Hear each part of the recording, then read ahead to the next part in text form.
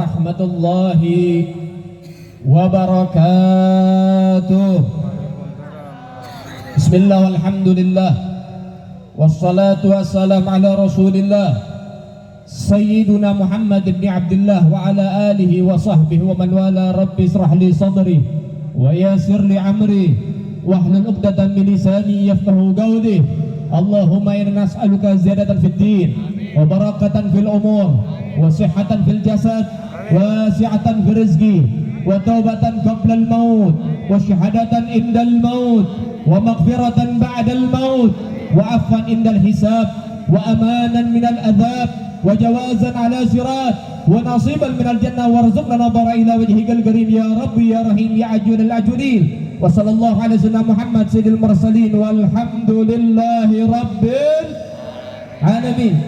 Amma ba'd, alhamdulillah yang sama-sama kita muliakan, kita hormati, kita kagumi, kita cintai, dari segenap para asatid, para alim ulama, para masyayikh, para tokoh masyarakat, para muallim, para mudarris, para tuan-tuan guru, wabil khusus Kiai Haji Abdul Fatah Mahmud, Kiai Haji Abdul Majid Affan, Kiai Haji Wasil Affan, Kiai Haji Ali Murtada, Kiai Haji Rusdi, Kiai Haji Hashim, dan juga dari para habaib, para abnai Rasulullah, para anak cucu baginda Nabi Muhammad, para keturunan Sayyiduna Muhammad, para pewaris perjuangan Sayyiduna Muhammad sallallahu alaihi wasallam, Al-Habib Hasan Al-Attas, Al-Habib Muhajir Al-Attas, Al-Habib Muhajir Al-Hinduan, kemudian Al-Habib Abu Bakar Maulid Dawileh, Al-Habib Umar Maulid Dawileh, Al-Habib Umar Al-Haddad, Habib Uthman Al-Baiti, Al-Habib Salih Al-Baiti, dan para habaib yang lainnya. Insyaallah mudah-mudahan guru-guru kita diberikan sehat wal afiyah fi taatillah wa rasulah. Amin ya rabbal. Begitu juga semua yang hadir ada di tempat ini, mudah-mudahan yang punya hajat, hajatnya dikabulkan oleh Allah. Yang punya kesalahan diampuni oleh Allah. Yang berumah tangga menjadi sakinah, mawaddah warahmah. Yang sudah punya keturunan mudah-mudahan menjadi anak yang saleh dan salehah. Yang belum punya keturunan semoga diberikan keturunan yang berbakti kepada Allah, Rasul dan orang tuanya. Amin ya rabbal alamin.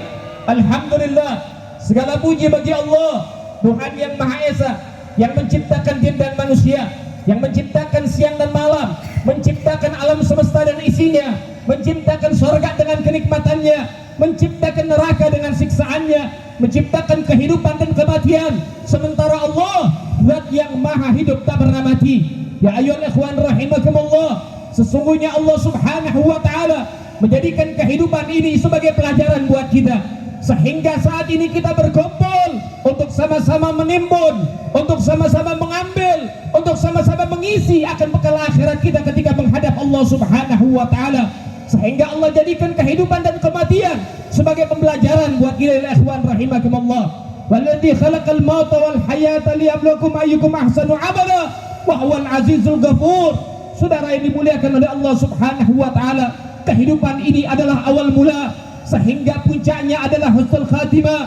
Sehingga kehidupan yang sukses bukan kehidupan yang memiliki harta benda, bukan kehidupan yang telah memiliki rumah yang begitu megah, bukan kehidupan memiliki kendaraan yang begitu mewah, tapi kehidupan yang sukses ketika dia wafat mendapatkan husnul khatimah.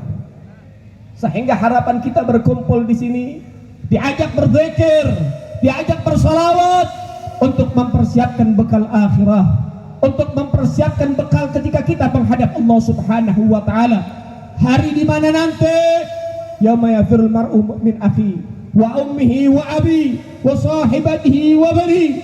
Hari di mana nanti manusia akan lari daripada ayahnya, anak lari dari orang tua lari dari anaknya, suami akan lari dari istrinya, begitupun sebaliknya istri pun akan lari dari suaminya.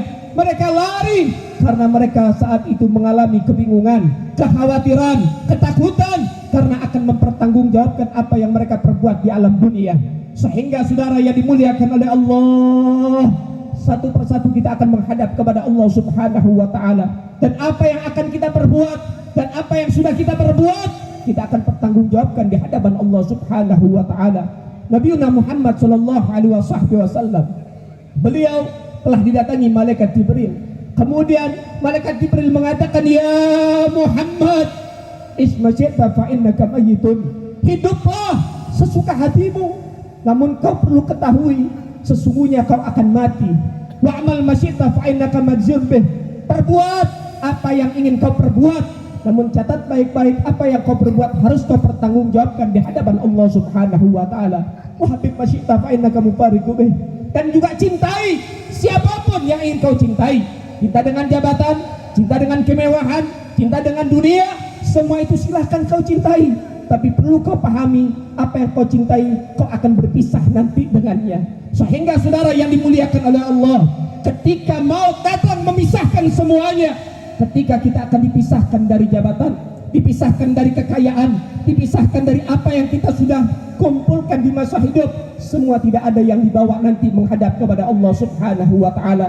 Ketika sampai jasad kita diletakkan di dalam pemakaman, di dalam liang kubur, jabatan yang tinggi gak berlaku, saudara. Harta yang begitu kita miliki, yang begitu banyak, gak berlaku di dalam kubur. Pakaian yang kita bangga-banggakan saat kita hidup, gak kita pakai untuk masuk ke dalam kubur. Sehingga yang perlu kita sadari, apa yang telah kita kumpulkan selama ini untuk menghadap kepada Allah Subhanahu wa taala. Akankah kita mendapatkan husnul khatimah, ataupun sebaliknya mungkin kita mendapatkan su'ul khatimah, na'udzubillah. Saudara yang dimuliakan oleh Allah Subhanahu wa taala, tidak ada orang yang bisa mereka itu menghindari akan kematian. Kalau sudah datang itu ajal, tidak bisa dimundurkan ataupun dipercepat. Semua ajal itu akan datang sesuai dengan waktunya. Kalau belum waktunya, maka itu tidak akan terjadi. Tapi kalau sudah datang itu waktu, siapapun di balikmu, apapun jabatanmu, bagaimanapun kekuatanmu, semua tidak berlaku di hadapan malaikat Israel. Maka oleh sebab itu, saudara yang dimuliakan oleh Allah, salah seorang sahabat Nabi Muhammad sallallahu alaihi wasallam, beliau pernah diberikan wasiat oleh Nabi Muhammad. Beliau katakan, Rasul mengatakan, wahai sahabatku, jaddid safinatak fa inna bahrul amid. Perkuat, perbagus kau punya safinah, kau punya perahu, kau punya kendaraan, karena sesungguhnya samudra itu amat dalam, samudra itu amat ganas, sehingga kau harus memiliki kendaraan yang baik untuk bisa mengarungi daripada itu samudra. Maknanya perbaiki amal kita untuk kita menghadapi yang namanya perjalanan yang panjang, yaitu alamul akhirah. Kemudian Nabi mengatakan apa? Nabi mengatakan, siapkan bekal karena perjalanan amat panjang. Dan juga Nabi mengatakan, untuk apa?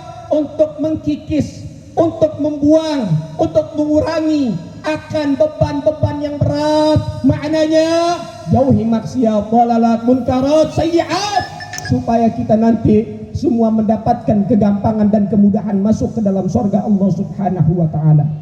Sebetulnya saudara, yang namanya kematian pasti datangnya, dan itu mati nggak memberikan yang namanya informasi.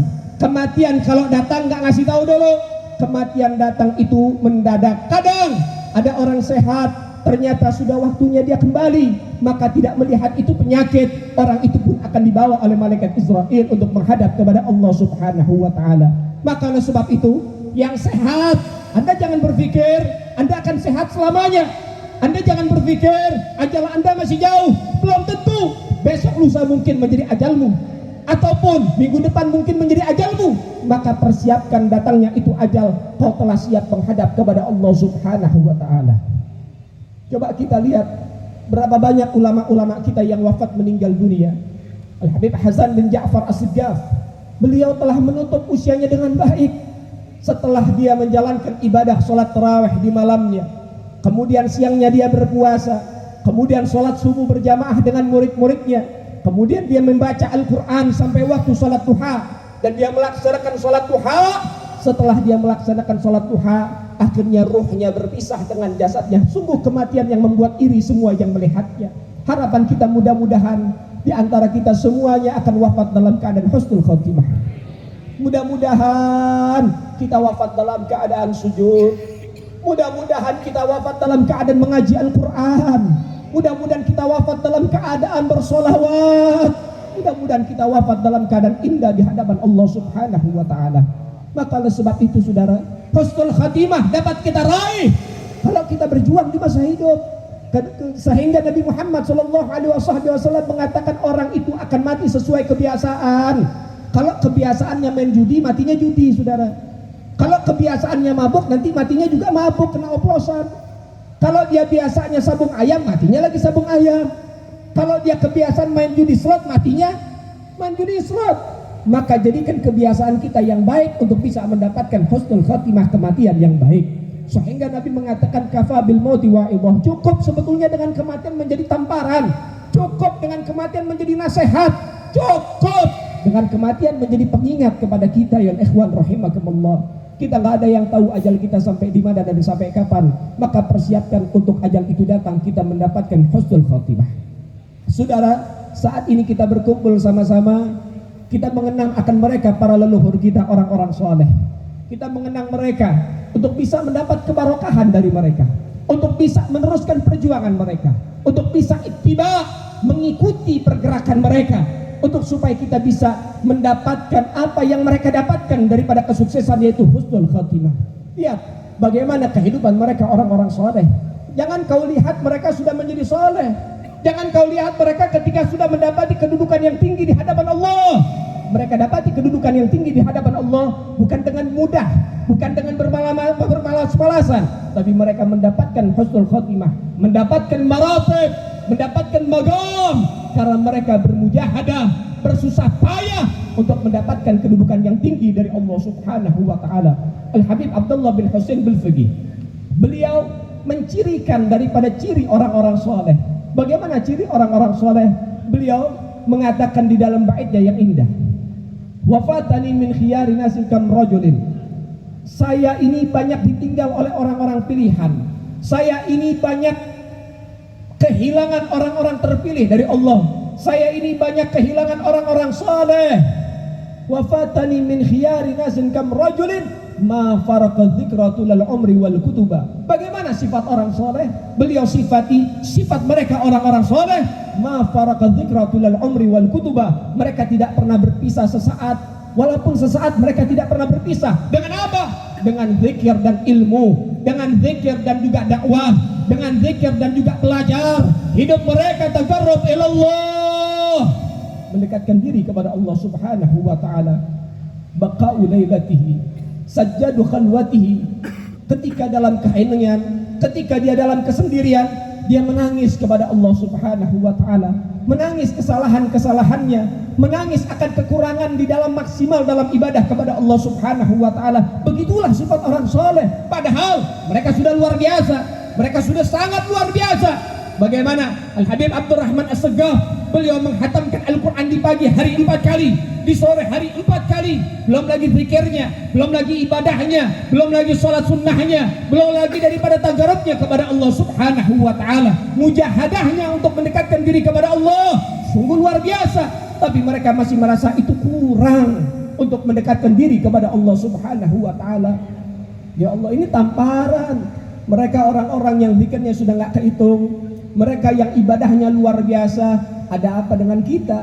Bagaimana nasib kita yang setiap hari kita di sini menjadi orang yang linglung? Setiap hari hidup kita dengan sosmed. Setiap hari yang dipegang bukan Al-Quran tapi HP. Setiap hari kita hidup dengan kelalaian kepada Allah Subhanahu wa ta'ala. Ya Allah, mereka menangisi diri mereka padahal ibadahnya sudah luar biasa. Lalu bagaimana kita? Kalau mereka orang-orang soleh menangis dengan air mata, mungkin kita lebih layak menangis dengan air mata darah, saudara. Karena banyaknya waktu yang sudah terbuang begitu saja. Kemudian dalam kesendirian dia sujud kepada Allah, min khaufin malikihi yasta'dibu ta'aba. Karena takutnya kepada Allah Subhanahu wa ta'ala, mereka ibadah dengan sebaik-baik penghambaan kepada Allah Subhanahu wa ta'ala. Lalu apa kabar dengan kita? Sudah berapa banyak Al-Quran yang kita hatamkan? Sudah berapa banyak zikir yang sudah kita lantunkan? Sudah berapa majlis yang sudah kita hadirkan dan istiqomahkan? Zaman sekarang orang hadir majlis cuma buat update status di WA. Betul apa enggak? Betul apa enggak? Orang sekarang hadir majlis bukan ngarepin barokah, bukan. Orang sekarang hadir majlis bukan dia khusyuk di dalamnya, bukan. Mereka hadir majlis buat dapetin foto sama Habib, buat dapetin foto sama Kiai, buat update status doang, buat pencitraan doang. Betul apa enggak? Betul apa enggak? Masya Allah. Ya ayuhal ikhwan rahimakumullah. Allah Ta'ala nggak butuh dengan pencitraan kita. Ini majlis-majlis mulia. Ini majlis-majlis yang luar biasa. Majlis yang di dalamnya barokah yang dipancarkan oleh Allah Subhanahu wa Ta'ala. Bukankah Nabi memberikan kabar kepada kita, inna lillahi malaika, sesungguhnya Allah itu memiliki malaikat. Allah Subhanahu wa Ta'ala memiliki malaikat yudawirul ard. Itu tugasnya sweeping, tugasnya mengelilingi daripada ard dunia ini. Kalau ada majlis-majlis, itu malaikat semua turun. Itu malaikat turun, bahkan malaikat menyeru kepada malaikat yang lain, halumuni, kemari, target kita dapati. Emang yang sweeping Satpol PP doang?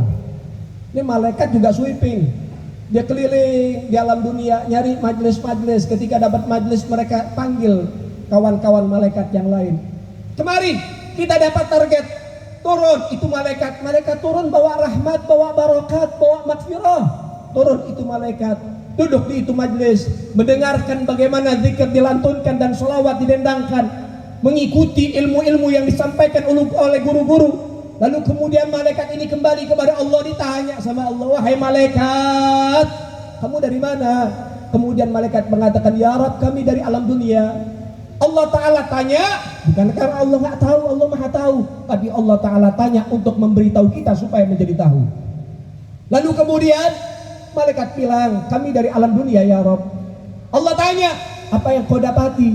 Malaikat jawab, kami mendapati hamba-hambamu berkumpul, berzikir, meninggikan asmamu, memuliakanmu, mengagungkanmu, mensucikanmu ya Rabb. Lalu kemudian Allah tanya, apa yang mereka minta di majelis itu? Malaikat bilang, ya Rabb, mereka meminta surga darimu ya Allah. Allah tanya, apakah mereka tahu bagaimana surga? Malaikat jawab, belum ya Allah. Mala ainun ra'at, wala udhunun sami'at, wala khatar ala qalbin bashar. Keindahan surga itu enggak pernah kita lihat dengan mata, enggak pernah kita dengar daripada keindahan suara di dalam surga dengan telinga. Bahkan keindahan surga tidak pernah terlintas dalam fantasi kita di dalam hati, saudara. Surga jauh lebih indah daripada apa yang pernah kita lihat dan bayangkan. Itulah keindahan surga. Kemudian Allah tanya, kalau saya tunjukkan bagaimana kenikmatan surga, apa yang akan mereka lakukan? Kemudian malaikat mewakili kita dan menjawab, tentu ya Rabb, mereka akan lebih khusyuk di dalam meminta kepadamu, dalam ibadah kepadamu. Lalu kemudian Allah Ta'ala tanya lagi, apa yang mereka minta selain surga? Malaikat jawab, mereka minta daripada pembebasan dari neraka ya Allah. Mereka memohon supaya dijauhi dari neraka ya Allah. Kemudian Allah Ta'ala tanya, apakah mereka tahu tentang neraka? Tidak tahu ya Allah, kata malaikat. Allah tanya lagi, bagaimana ketika aku tunjukkan bagaimana siksaan di dalam neraka? Lalu kemudian malaikat mengatakan, sungguh ya Rabb, bila kau tunjukkan dan tampakkan daripada siksaan di dalam neraka, tentu manusia akan tambah lagi dia khusyuk dan sungguh-sungguh beribadah kepadamu ya Rabb. Ini jangan macam-macam masalah neraka, saudara. Neraka ini wajib kita imani dan bukan dongeng. Sebagaimana Rasul ketika Mi'raj ditunjukkan oleh Allah Subhanahu wa Ta'ala, ada salah seorang manusia yang kepalanya itu ditimpuki oleh malaikat sampai pecah, kemudian kembali lagi dan ditimpuki lagi sampai pecah, kemudian kembali lagi. Kemudian Rasul bertanya, man haula ya Jibril, siapa mereka wahai Jibril? Kemudian malaikat Jibril mengatakan, mereka adalah orang-orang yang kepalanya berat untuk sujud kepada Allah Subhanahu wa Ta'ala di masa hidupnya, yang suka meninggalkan sholat. Itulah bagi mereka diberikan siksa oleh Allah Subhanahu wa Ta'ala. Itu baru satu siksa, belum siksa yang lain, saudara. Sebagaimana di dalam kitab Arba' Razail diceritakan, sesungguhnya di dalam neraka ada wail, ada jurang, yang dimana jurang itu ada ular, yang mana ular itu ditugasin sama Allah Ta'ala. Ular itu untuk melilit daripada orang-orang tarikus sholah yang meninggalkan sholat, kemudian mematuk kepalanya sampai pecah, dikembalikan lagi oleh Allah Subhanahu wa Ta'ala, digigit oleh itu ular dengan bisanya, yang bisanya itu bertahan di tubuh orang yang meninggalkan sholat selama 70 tahun. Bahkan bisanya itu mampu merontokkan daging dan tulang-tulang itu manusia terbakar, saudara. Yang mana ular itu besarnya seperti punuk onta, dia punya diameter, dia punya besar badannya seperti punuk onta. Kemudian dari kepala sampai ekor perjalanan 1 bulan, saudara. Ini ular yang ada di dalam neraka yang disiapin sama Allah Ta'ala buat orang-orang yang ninggalin sholat. Belum dengan siksaan-siksaan yang lain, saudara. Lalu kemudian ketika Allah Ta'ala tanya, kalau saya tunjukkan bagaimana tentang siksaan neraka, mereka akan tambah takut kepadamu ya Rabb. Lalu kemudian Allah mengatakan apa? Ishhadu ya malaikati, saksikan wahai malaikat-malaikatku, apa yang mereka minta dari sorga aku akan berikan, dan apa yang mereka minta daripada penjagaan dari neraka aku akan jaga mereka dari neraka. Lalu kemudian ada malaikat yang nyeletuk, ada malaikat yang ngomong, ya Rob, ada fulan bin fulan hadir ke majlis itu bukan untuk majlis ya Allah, ada niatan yang lain. Mungkin ada di sini yang hadir buat nagih utang sama saudaranya, dicari di rumah nggak ketemu. Mungkin ini orang ada di majlis niatnya mau nagih utang, tapi karena duduk di tempat mulia, apa kata Allah? Sesungguhnya perkumpulan mulia tidak akan merugikan siapapun yang kumpul di dalamnya, apapun niatnya. Shallu ala Muhammad. Shallu ala Muhammad. Masya Allah, beruntung kita punya majlis Amanatul Ummah. Ini sangat beruntung ada di tempat kita. Ini majlis menjadi bintang kejora di tengah-tengah kita, saudara. Beruntung yang istiqomah ada di majlis ini. Mudah-mudahan yang istiqomah di majlis ini dikumpulkan bersama baginda Nabi Muhammad. Saudara, ini dimuliakan oleh Allah Subhanahu wa Ta'ala. Lihat bagaimana keutamaan majlis yang sungguh luar biasa. Keutamaan daripada orang-orang yang mencari ilmu agama Allah Subhanahu wa Ta'ala. Sehingga Nabi mengatakan, man salaka tariqan yaltamisu fihi ilma sahalallahu lahu bihi tariqan ila jannah. Siapa orang yang gemar duduk di majlis ilmu, Allah Ta'ala akan permudah untuk dia masuk ke dalam surga Allah Subhanahu wa Ta'ala. Nah, saudara yang dimuliakan oleh Allah, maka oleh sebab itu kalau hadir ngaji, niat buatnya ngaji. Apa yang didapat dari ilmu, catat.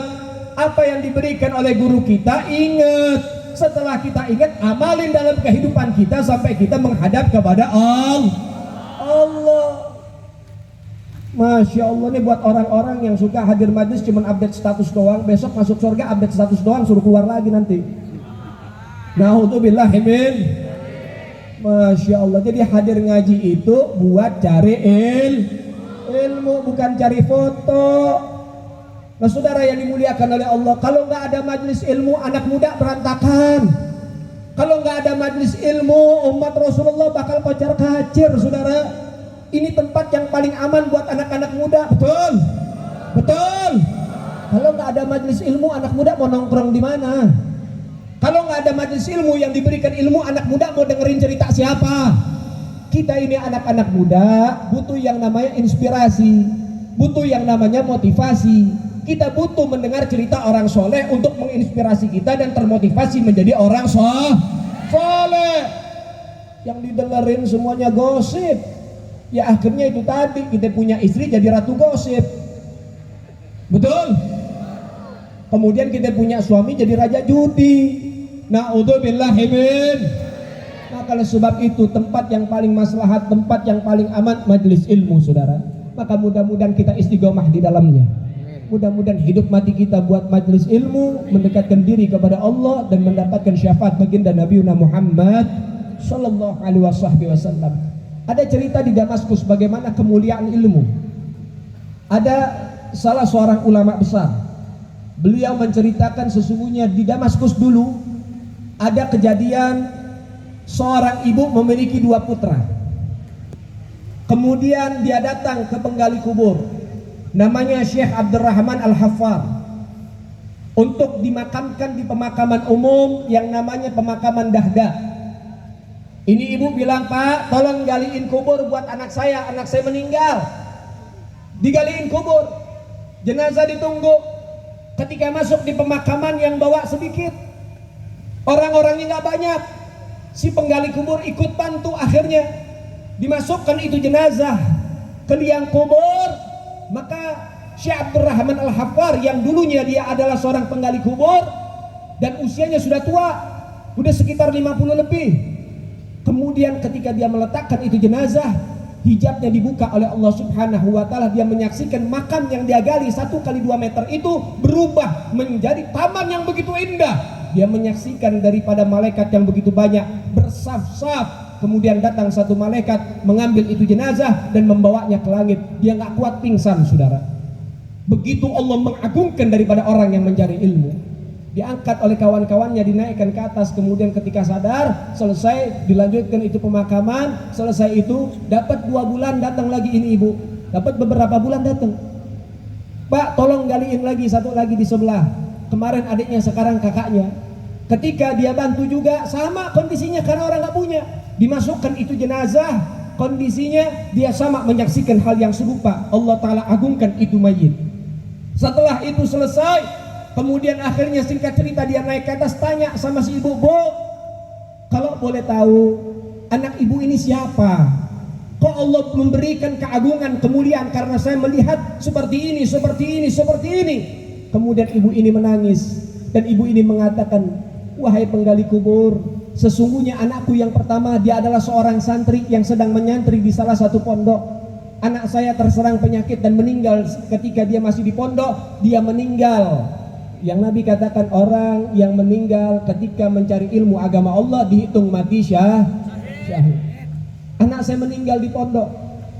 Anak saya yang kedua adalah seorang pencari kayu bakar. Tugas dia tiap hari masuk ke hutan mencari kayu bakar, kemudian kayu itu dijual.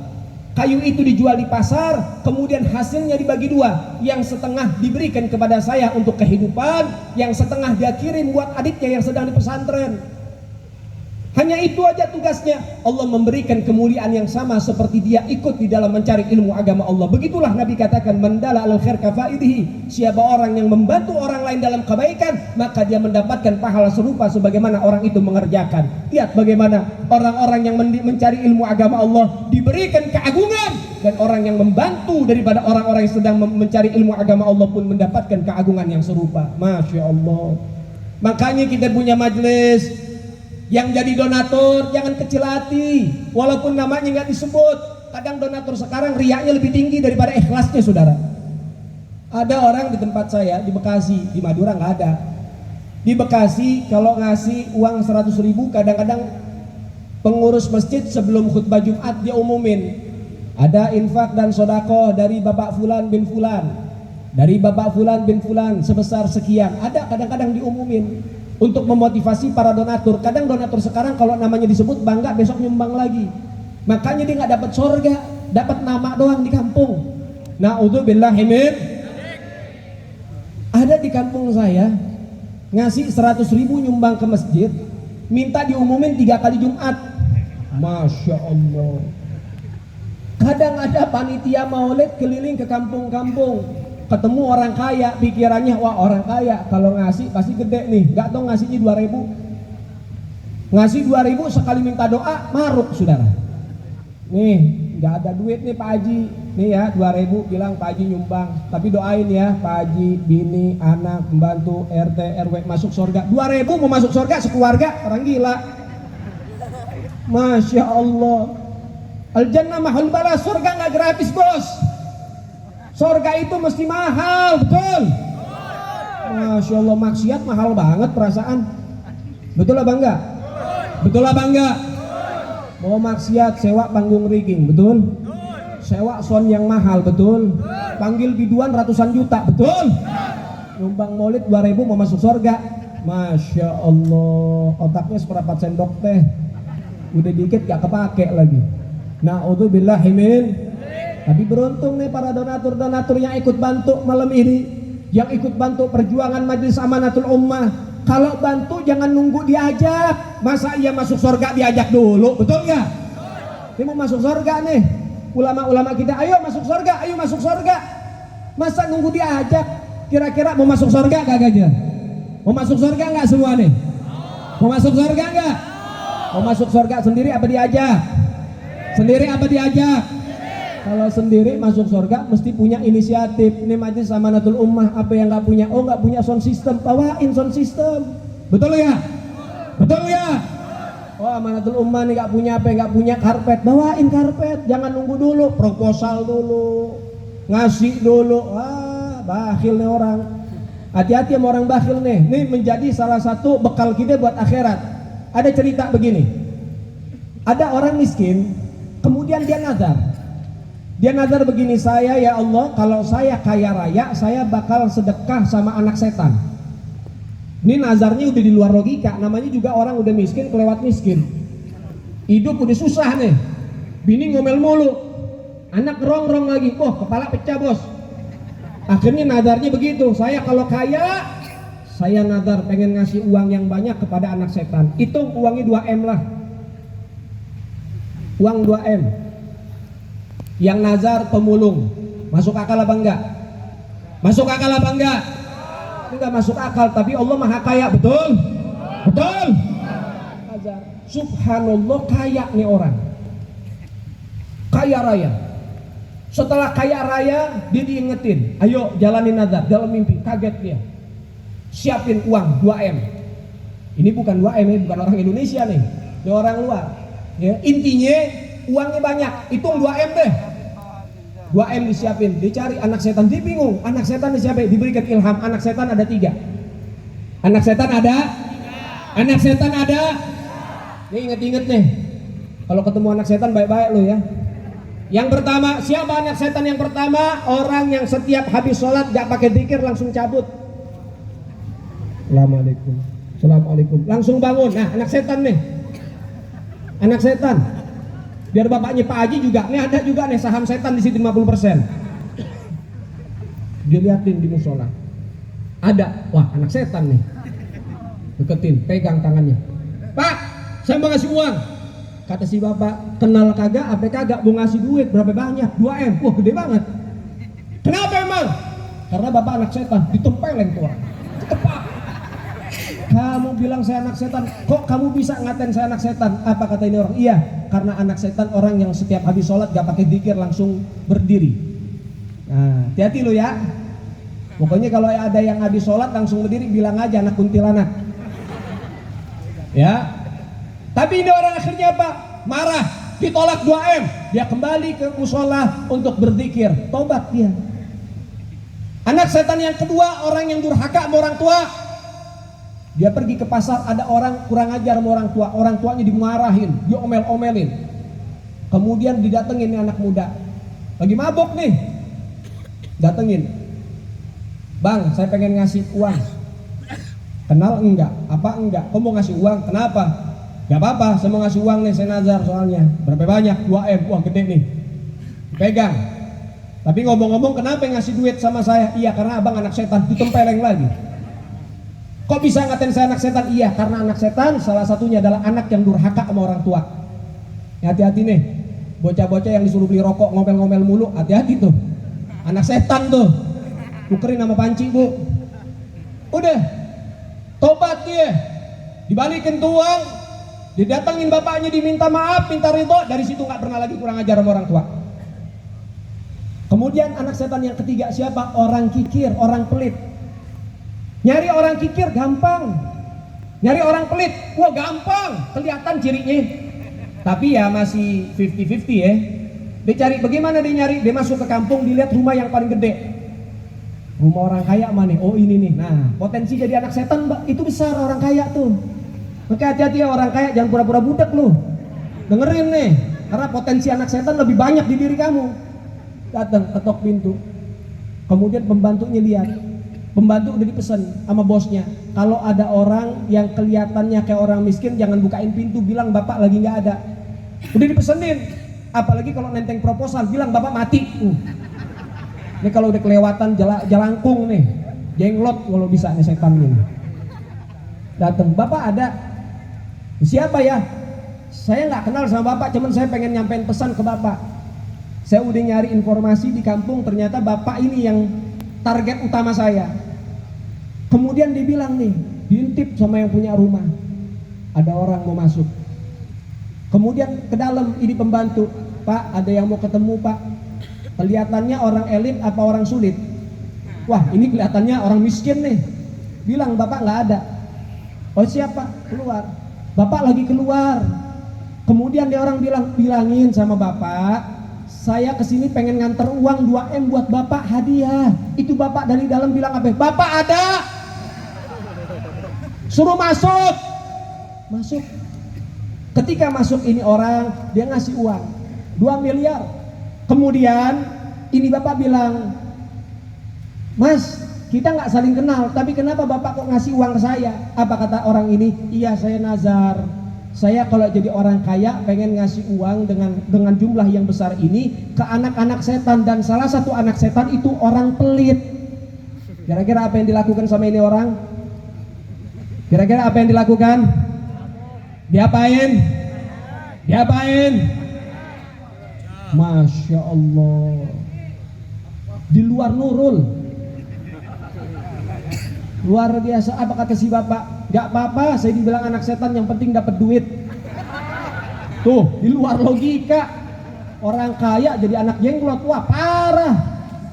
Yang kalau udah ngeliat proposal maulid bawaannya meriang, nah itu anak jenglot tuh. Paham ya? Yang tadi gak zikir langsung tobat, yang kurang ajar langsung tobat, yang bakhil gak tobat, gak peduli. Apapun yang dinisbatkan ke dia, kata-kata apapun gak ada masalah, yang penting dapat. Bab duit bahaya bos, hati-hati. Tapi alhamdulillah di sini mah nggak ada anak setan di sini, anak malaikat semua di sini, orang baik semua. Amin ya rabbal, amin ya rabbal. Masya Allah, luar biasa. Begitulah keadaan saudara. Apalagi zaman sekarang, yang kaya tambah kaya, yang miskin tambah. Yang kaya lupa sama yang miskin malah terhina di mata yang kaya. Betul? Betul? Na'udzubillahi min. Tapi Masya Allah Madura luar biasa. Yang kaya ingat Tuhan, yang miskin paling ingat sama Tuhan. Tapi mudah-mudahan semuanya menjadi orang-orang yang selalu mengingat Allah Subhanahu wa ta'ala. Nah begitulah orang-orang soleh, gak ada yang kikir. Al-Habib Umar bin Hud Al-Attas itu, beliau itu ahli sedekah. Kalau maulid yang dipotong 1000 kambing, jangan tanya yang hadir, yang dipotong aja 1000 kambing buat ngasih makan jamaah, apalagi yang hadir. Setiap dikasih uang sama jamaah, uang itu nggak pakai dibuka, dibagi lagi sama orang. Ada orang miskin datang habis acara maulid, biasanya banyak tuh pasukan capung, banyak tuh. Beb, saya dari jauh beb, nggak ada ongkos, dikasih. Sampai pernah habis. Ini kalau saya cerita nanti, waduh, viral lagi deh. Ya, viralnya apa? Wah, magom-magoman, wali-walian, wah ini itu dan sebagainya. Repot dah pasukan jenggot. Ya, yang segini ya. Kalau jenggot yang segini kan sunnah. Kalau yang segini kayak Yahudi. Bener apa enggak? Bener apa enggak? Itu Habib Umar bin Hud Al-Attas, jangan diviralin ya. Buka sajadah keluar duit. Dia orang soleh, buka sajadah keluar. Coba antum di rumah buka sajadah keluar apa? Ular sama bon utang. Masya Allah, na'udzubillahi min. Nah inilah mereka orang soleh, gak ada yang kikir. Mereka ahli sedekah, mereka ahli menderma. Begitulah keadaan orang-orang soleh. Ibadahnya rajin, sedekahnya rajin, habluminallahnya baik, habluminannasnya juga baik. Dan insya Allah mudah-mudahan kita bisa mengikuti daripada mereka orang-orang soleh. Dan juga perlu kita ketahui, mereka orang-orang soleh yang wafat, meninggal, mereka nggak ninggalin harta benda, nggak ninggalin jabatan, yang mereka tinggalin ilmu yang manfaat. Betul nggak? Betul nggak? Sunan Ampel sampai gini hari makamnya nggak pernah sepi. Apakah dia menjadi orang memiliki jabatan tinggi? Enggak. Apakah dia orang kaya? Enggak. Tapi dia adalah orang yang dekat dengan Allah, yang ilmunya dibagikan kepada setiap umat yang ada di sebelahnya, dari sampingnya, di sekitarnya, sehingga walaupun dia telah meninggal dunia, masih banyak para penziarah yang berdoa kepada Allah buat beliau dan meminta kepada Allah dengan wasilah beliau. Syekh Khalil Bangkalan sudah meninggal lama, tapi sampai detik ini tidak pernah sepi penziarah, berziarah. Untuk apa? Untuk mencari keberkahan supaya kita bisa bermunajat kepada Allah, doa kita nggak ditolak sama Allah Subhanahu wa taala. Mereka orang soleh mengatakan, kam min qaumin mata wa ma matat makarimuhu wa kam min qaumin asa wa hum bin nasi amwatu. Berapa banyak orang-orang soleh, orang-orang baik yang mereka telah meninggal dunia namun keberkahannya abadi sepanjang zaman, dan berapa banyak orang-orang yang masih hidup tapi tak ada manfaat seperti mayat-mayat yang berjalan. Jadi kalau kita pengen meninggal dunia, banyak yang doain jadi orang soleh, jadi orang baik.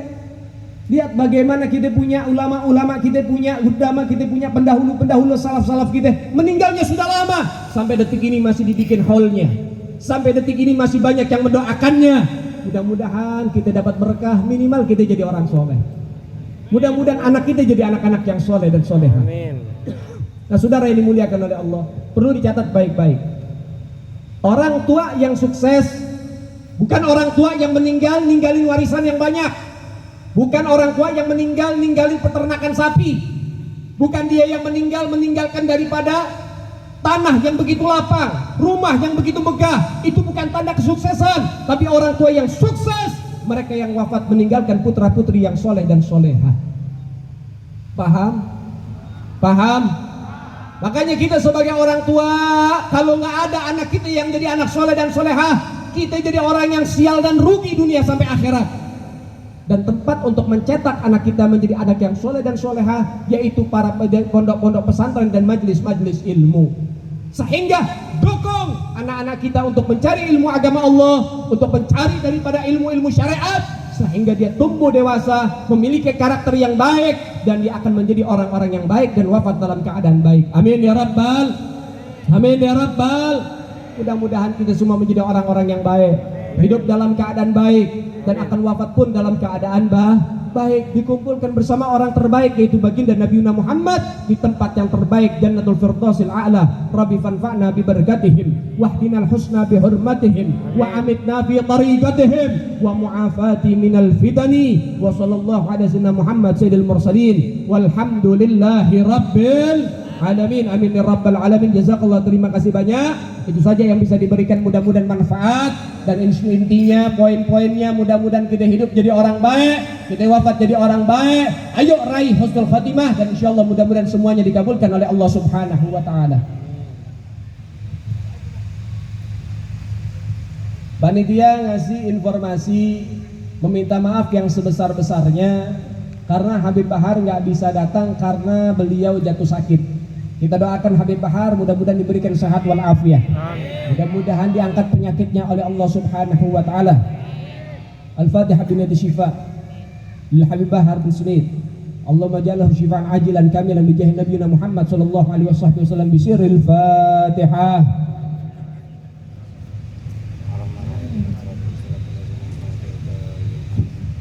Amin amin ya rabbal alamin. Afdalul dzikri fa'lam annahu la ilaha illallah. La ilaha illallah. La ilaha illallah. Muhammadur Rasulullah sallallahu alaihi wasallam. Kalimatul halihan nahyu wa alaiha namut wa alaiha nubadun insyaallah ta'ala min aminin. Wa sallallahu alaihi wasallam Muhammad sayyidil mursalin walhamdulillahi rabbil alamin. Qabul.